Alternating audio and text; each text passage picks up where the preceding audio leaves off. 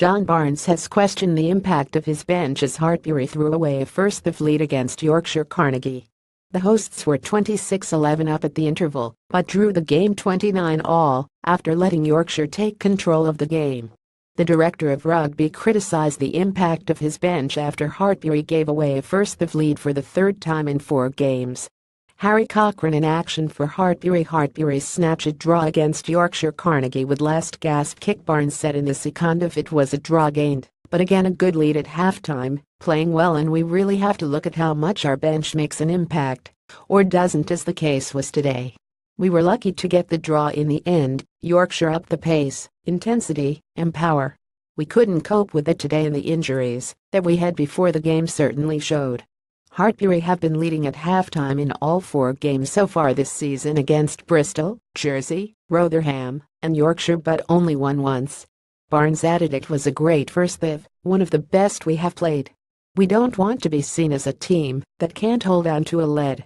We've been in the lead in all 4 games now and only got a win and a draw. It is something that we have to look at with regard to our subs, and maybe our starters have got to go a bit longer. Hartpury director of rugby John Barnes. Gloucester playing with no fear under new head coach Johan Ackerman. Hartpury have struggled to control games, and their game management has not been good enough to close games out.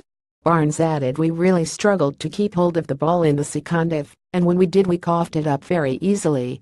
At the moment, once the floodgates open a bit, we can't retake control of the game. 3 points is always going to help us in the table, and we'll take that, but being that far ahead at halftime we are disappointed not to win.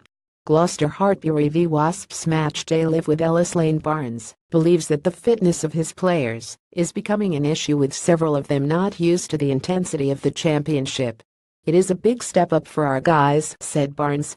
Most are playing for the first time in this league, and the guys that have played here before are a bit older.